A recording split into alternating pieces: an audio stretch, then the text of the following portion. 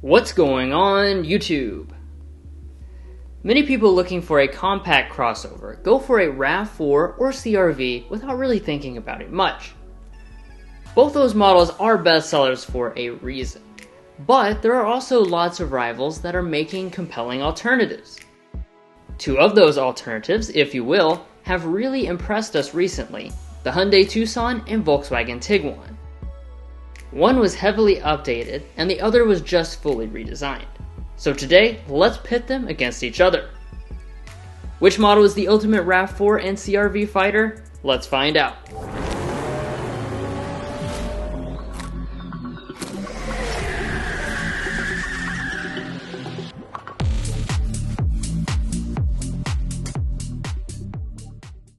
So first off, let's discuss pricing for these two popular crossovers. Starting with the refreshed Tucson, we have the loaded trim, the Limited. It starts a touch over $41,000 and is $42,340 after destination. Moving to the Tiguan, it starts and ends a little less expensive. The as-tested price is $41,180 for a fully loaded example. By the way, if you want to get the best price from local dealerships and access to invoice pricing info for these two models or any vehicle, we have a tool on our website to do just that. It's great for shopping, so make sure to check the link in the description for more info. If you're new to our comparisons, we conduct them objectively. We've done our best to weigh the points awarded throughout in major and minor categories, and towards the end, we'll go over an important aspect, reliability and resale value information. Let's go ahead and get started. Sometimes, when we make these comparisons, we can see a convergence of certain design characteristics across the industry. But in this case, they are on totally different spectrums. Hyundai has gone all bold here, with a supersized grille that even integrates lighting elements within it. Meanwhile, in typical Volkswagen fashion, the new Tiguan is all classy all the time. Its new design does ramp up the aggression with a much larger grille though. And there is now a light bar that goes across the front, serving a similar purpose to the stacked DRLs in the Tucson's grille. As far as the headlights themselves, we have premium full LED projector lighting on both. Only the Volkswagen goes the extra mile with adaptive abilities though, and neither of them have fog lamps. Continuing to the sides, the models are about 2 inches apart in overall length, and the Tiguan has the option for a two-tone black roof. Make sure to stay tuned to see how the interior measurements stack up later in the comparison. But as far as how the wheel sizes stack up, the VW has the advantage. They went for a 20-inch alloy, while most in the segment, including the Tucson, top out at 19s. We will also be discussing ride quality later on. Moving out back, we have several differences. For starters, the lighting is fully LED on the Tiguan, whereas the Hyundai uses an incandescent turn signal and reverse light housing at the bottom. The Tucson hides the rear wiper, protecting it from the elements, while the Volkswagen's is exposed. Both models hide the exhaust outlets, but you'll notice that the VW uses a lot more body color elements throughout the entire exterior, if you prefer that. Finally, the Hyundai has the towing advantage by about 10%. Moving on to some other odd and end things, both mirrors have blind spot monitoring, heating, and LED turn signals. Plus, the Volkswagen has power folding abilities as well. And speaking of blind spot monitoring, family SUVs need to be safe. And one of the really nice things about these two is that all 4 of your major active safety features are included as standard equipment. They also have highway assist features. And in the case of the Hyundai, you can have the smart park system that can pull the vehicle into and out of tight parking spots unmanned. The warranties are good on both, but the Hyundai has the advantage in all respects. It has the longer basic and powertrain warranties, and it also gives you an additional year of complimentary maintenance. This has been really back and forth so far, so let's see if it gets even more intense on the inside. But first, if you're new here, we're brothers and we've been reviewing cars since we were 12 and 16. We started young, and since then we've reviewed over 2,000 cars at every price point. And if you want to know about all the latest and greatest rides, then make sure to subscribe to be a part of our Car Confections family. Let's learn a lot and have some fun with all the newest cars.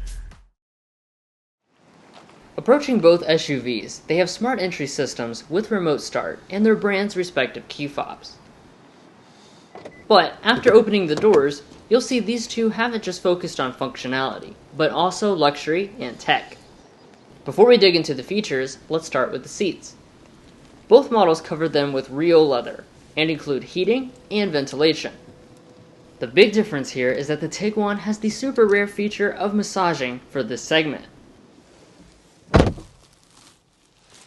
Now once inside the cabins, let's check out the major point category of material quality. The Tucson has always had one of the best cabins in this segment, and it continues to be made of premium materials like leatherette, soft touch plastic, and piano black. But the new Tiguan has actually stepped ahead of it, with real walnut wood trim used extensively across the dashboard and extra padding along the center console.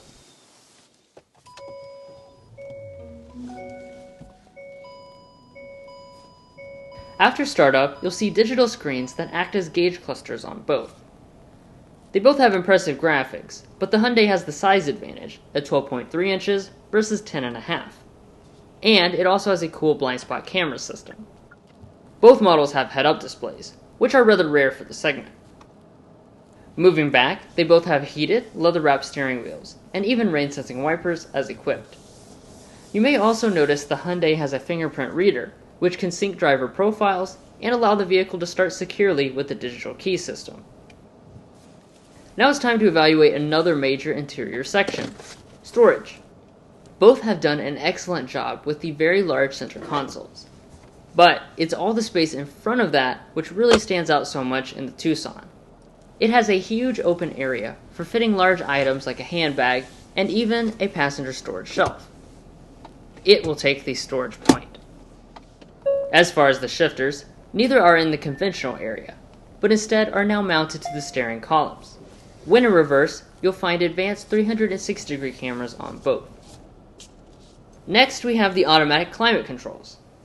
For the easiest adjustment, Hyundai went back to physical knobs for the temperature this year, while VW did the opposite and put everything into the screen and sliders below. The Tucson's controls are easier to use without distraction, but the VW has an extra zone of adjustment for the rear passengers. Related to that, while the Tiguan kept the audio volume slider next to the climate controls, they also added in a physical volume knob this year. This button on the console is like a little smartwatch, because you can change the ambient lighting modes and drive modes as well with it. But as far as audio is concerned, let's hear a sample.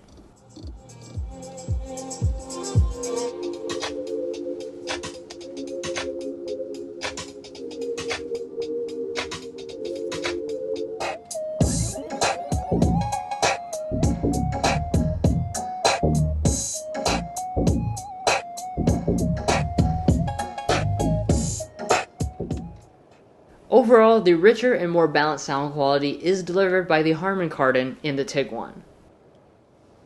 People want a high level of technology in cars nowadays, so let's move to the key element of displays. As far as the sizing, Tucson's upsized 12.3-inch screen is still no match for the massive 15-inch screen on the loaded Tiguan. That's easily one of the very largest displays in the entire segment, and the graphics are very sharp. Software-wise, both have highly desirable features like wireless Android Auto and Apple CarPlay, as well as built-in navigation. As we wrap up the front of the cabins, both have auto-dimming mirrors and large panoramic moonroofs that open and have sunshades. People of all walks of life buy crossovers, but they are extremely common for families with kids, so let's dive into the important back seats. Both are going to have impressive amounts of space. Tucson still has the edge despite the Tiguan getting upsized for the new generation, but the gap has narrowed significantly and is under the 5% threshold required to score a point. Now that that's out of the way, they also have quite a few features. Both give you USB ports and rear vents, and even heated back seats. As already mentioned, there are dedicated climate controls for the loaded model of the Tiguan. Now, let's check out the cargo areas. Both have power tailgates with hands-free ability, and once they open up, you'll find nice amounts of space. We can't tell you exactly how many cubic feet of space yet, because VW hasn't tested or published that information yet. The Tucson is one of the most spacious in the segment though, with just under 75 cubic feet of space. Be aware that the optional third row of the previous gen is no longer offered on the VW. For other features, the Tiguan includes a spare tire, while the hybrid Tucson does not. And speaking of hybrid, let's take these two family options out on the road and see who does it best. So these two have been battling it out for superiority, and when it comes to what's under the hoods, we have some significant differences. The fundamental difference highlighted here is that the Tucson has an available hybrid powertrain, producing 231 total system horsepower. Meanwhile, the new Tiguan is not offered with a hybrid, although one is planned in a few years. Until then, the Hyundai is making more power, and that's felt out on the road.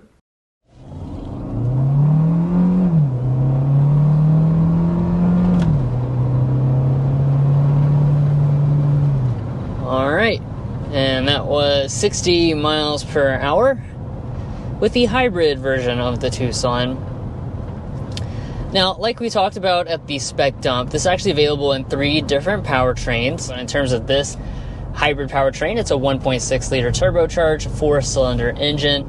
With the electric componentry, it makes 231 horsepower.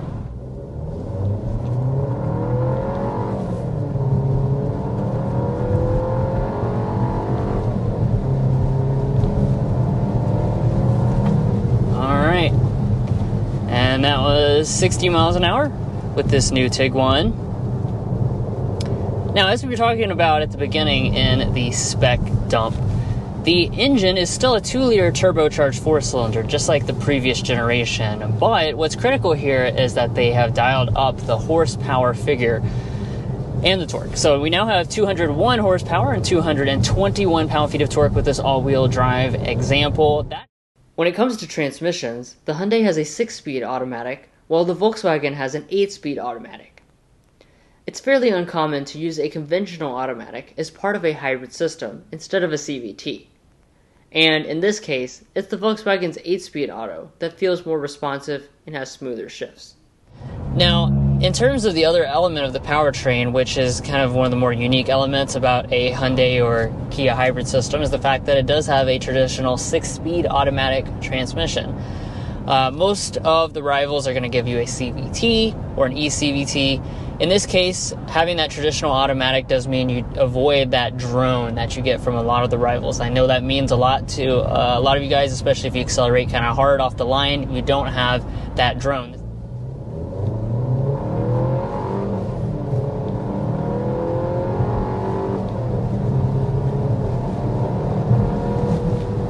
Now, as far as the other elements of the powertrain, we've got an 8-speed automatic transmission.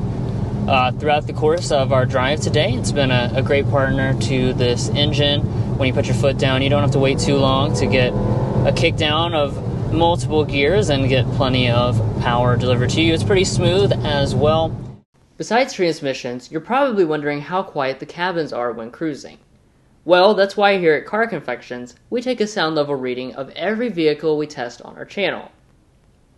Unfortunately, the Volkswagen was tested out on a press drive in Montana, so it can't be scored officially. Nevertheless, here are the results for your reference.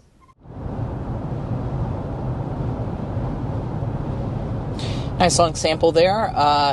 For our official Kentucky sound level reading, 55.8 decibels is what we are sitting at.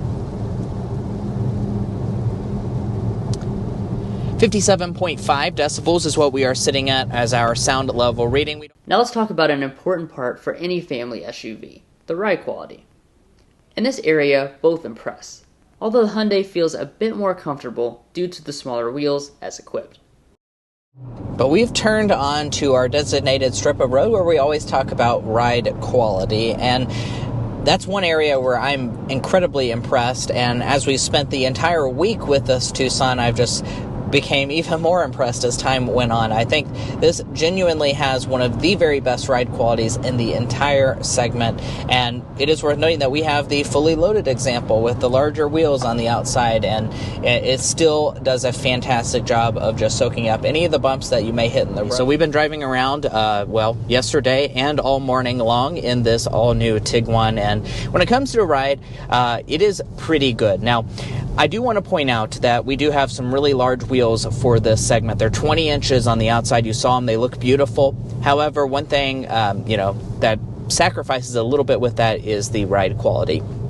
Lastly, if fuel economy is front of mind for you, then the Tucson, with its available hybrid system, will certainly make more sense. This hybrid system delivers 35 mpg combined, while the Tiguan gets 10 mpg less at 25 combined. That's nearly 30% better fuel economy, which would certainly add up over the ownership period. In our reviews and comparisons, we're also adding in reliability and resale information to give you a better picture of the overall value beyond just the original MSRP.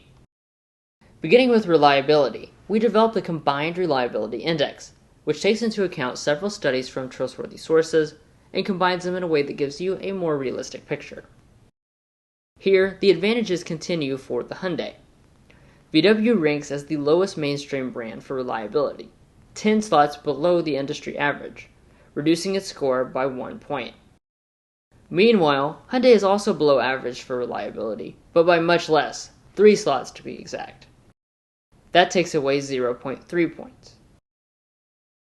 We also put Mason's economics degree to work to develop a detailed predicted resale value tool. After 5 years and 60,000 miles, they are pretty similar, but the Tucson has the edge. Hyundai comes in at 55.3% and Volkswagen at 51.8%. This gives Tucson plus 0.3 points according to our scale. Resale value is obviously important because it determines how much money you can get back, but we can't forget about the price difference at the original purchase. The Tucson cost $1,160 more than the Tiguan, which gives a half point to the Tiguan. I want to emphasize that if money, reliability, or resale value matter less to you personally, feel free to disregard these points. And if you'd like to check out all our data about reliability, resale values, as well as learn about our methodology, make sure to head over to carconfections.com/resale and /reliability. Buying a car is a big decision, and this is a great place to compare all the makes that you might be cross-shopping. So there you have it. Another hot compact crossover comparison is in the books. But let's recap a little bit with some pros of each model so that you can figure out which one should be your personal winner based on what is most important to you. Well, you should probably pick the Tucson if you're looking for the better expected reliability. Also, if you're looking for a hybrid model, that's something completely not unavailable in the Tiguan right now and bumps up the fuel economy significantly. Also, the storage is better in the Tucson as well, with a lot more versatility in the packaging. Yeah. Now, on the flip side, the new Volkswagen Tiguan might be your choice if you want some extra bougie features. Things like massaging seats are on the Tiguan and not available on the Tucson. It's an extremely rare feature to have in this segment. It's also going to have a little bit better material quality. You have real wood trim throughout extensive parts of the cabin. It's a beautiful place to spend time, really. And you're also going to have better audio experiences with the Harman Kardon sound system as compared to the Bose system in the Tucson.